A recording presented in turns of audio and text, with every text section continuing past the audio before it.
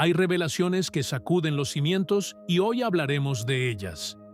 Una impactante historia detrás de escena, confirmada por una fuente desprevenida, revela cómo el cardenal Sara y el Papa Benedicto XVI intervinieron para detener un giro sensacional de los acontecimientos deseado por Francisco. Algunos dicen que en ese momento literalmente salvaron a la Iglesia. ¿Quieres saber qué pasó realmente? Quédate hasta el final.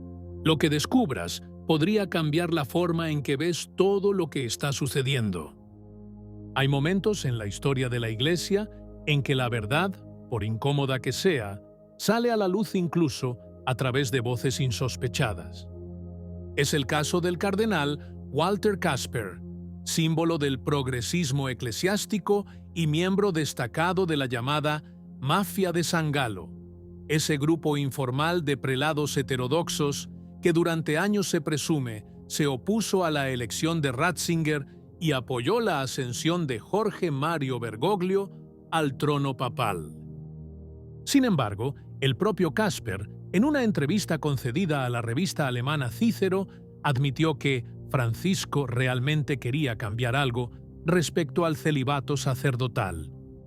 Y no solo dijo eso, también confirmó que el Papa emérito Benedicto XVI y el cardenal Robert Sara intervinieron con éxito para bloquear este desarrollo. Lo que Casper insinúa, pero que cualquiera que conozca el contexto eclesiástico sabe bien, es que no se trató de un simple intercambio teológico entre posiciones diferentes. Se trató de un verdadero intento de reforma estructural, realizado bajo la apariencia de motivaciones pastorales y vinculado al contexto del sínodo sobre la Amazonía. En aquel momento, la propuesta de abrir a los hombres casados al sacerdocio se presentó como una respuesta a las necesidades locales, como una excepción justificada por la emergencia vocacional. Pero quien conoce la historia reciente de la Iglesia sabe bien que cuando se introduce una excepción, el tiempo la transforma en norma. Fue en ese momento tan delicado cuando se alzó una voz clara, decisiva y sorprendentemente pública. Benedicto XVI, ya retirado del pontificado, pero todavía punto de referencia para millones de católicos en el mundo, junto al cardenal africano Robert Sara, eligió intervenir no con una declaración improvisada, sino con un gesto articulado teológica y pastoralmente: un libro. Una obra que pretendía representar un punto fijo, una presa, y que en cambio provocó un verdadero terremoto dentro de los muros del Vaticano. El libro, publicado en enero de 2020, tenía un título elocuente: Desde lo más profundo de nuestros corazones. Un título que no era un simple truco editorial, sino una declaración de intenciones. Detrás de esas páginas había una posición clara y pública en defensa del celibato sacerdotal, presentado no como un detalle reglamentario, sino como una realidad esencial e innegociable del sacerdocio católico. La obra, firmada por Sara y Benedicto XVI, fue una respuesta directa al clima post-sinodal, en el que había una tensión creciente entre innovación y fidelidad a la tradición. No pasó desapercibido el hecho de que el firmante fuera también un papa emérito. Para muchos fue un gesto inédito, una intervención papal fuera de tiempo, casi una corrección silenciosa pero poderosa a la línea del pontificado actual. No fueron pocos en la curia los que lo consideraron un escándalo institucional. Pero otros, especialmente entre los fieles y el clero más apegados a la tradición, vieron en aquel libro un acto de valentía y una obra providencial, no solo porque defendió el celibato, sino porque lo hizo en el momento preciso en que éste estaba a punto de ser relativizado. El contenido del libro no dejaba lugar a ninguna ambigüedad.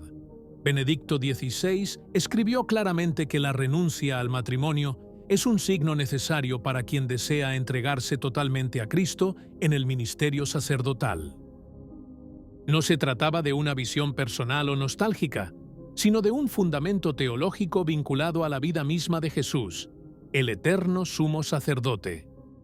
Además, Benedicto XVI recordó un hecho que a menudo se ignora o se oscurece deliberadamente. En los primeros siglos de la Iglesia, incluso los hombres casados que recibían la ordenación estaban obligados a vivir en continencia, es decir, a renunciar a la vida matrimonial. La tradición del celibato no es, pues, una regla medieval que hay que actualizar, sino una línea roja que recorre la historia apostólica de la Iglesia. El mensaje del libro era fuerte: introducir una excepción al celibato incluso en algunas regiones habría significado, de hecho, abrir una brecha irreparable.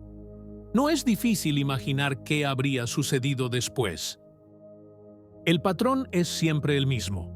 Comienza con una dispensa vinculada a una situación específica y termina, al cabo de unos años, con un cambio global en la práctica. La historia reciente de la Iglesia ofrece varios ejemplos de ello, y Benedicto y Sara lo entendieron perfectamente.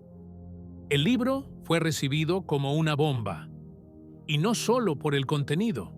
Lo que finalmente hizo estallar la tensión fue la reacción inmediata de una cierta parte de la prensa vaticana y de algunos círculos curiales, que inmediatamente intentaron deslegitimar la intervención.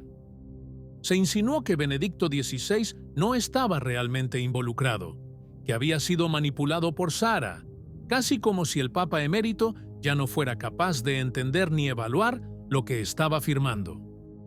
Una acusación difamatoria, lanzada con el claro objetivo de desacreditar toda la estructura del libro y de salvar a su destinatario implícito, el Papa Francisco. Pero el cardenal Sara no se quedó callado. Inmediatamente publicó las cartas manuscritas de Benedicto, en las que el Papa emérito no solo aprobaba el contenido, sino que agradecía la colaboración y daba su pleno consentimiento a la publicación. Un desmentido sensacional que barrió con todo intento de manipulación mediática. El propio editor confirmó oficialmente que Benedicto había leído y aprobado tanto el prólogo como la conclusión de la obra. Bueno, todo era verdad, y daba miedo. Porque desenmascaró un plan que se desarrolló con aparente discreción, pero que pretendía redefinir el rostro del sacerdocio católico en nombre de la eficiencia pastoral. En ese momento, cualquier intento de negar la evidencia resultó inútil. El libro no solo había visto la luz, sino que había dado en el blanco. La respuesta llegó, indirecta, pero muy clara. La propuesta de hacer opcional el celibato fue bloqueada.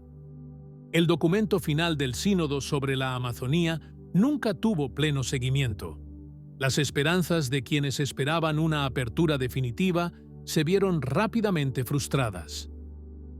El Papa, aunque no renegó abiertamente de la línea sinodal, decidió no incluirla en los documentos magisteriales. En concreto, todo quedó congelado, traducido al lenguaje eclesiástico. La reforma no pasará. No hubo ningún comunicado oficial que atribuyera la responsabilidad de esta parada a Benedicto XVI y Sara. Pero ahora estaba claro para todos, especialmente para los enemigos del celibato, que su postura pública había cambiado el curso de los acontecimientos. El argumento no era solo doctrinal. Fue estratégico. Permitir una excepción regional habría abierto una laguna que estaba destinada a ampliarse. Y como ocurrió con la comunión en la mano, introducida como una derogación y luego convertida en norma, también aquí lo que estaba en juego era la transformación silenciosa y progresiva de la identidad sacerdotal. No fue una victoria mediática, fue una victoria eclesial, y sobre todo, una derrota para quienes quisieron eludir la tradición presentándola como un peso del pasado, en lugar de como un pilar irreemplazable de la fe católica. ¿Qué opinas? Si te gustó el vídeo, comenta. Amén. Que Dios te bendiga.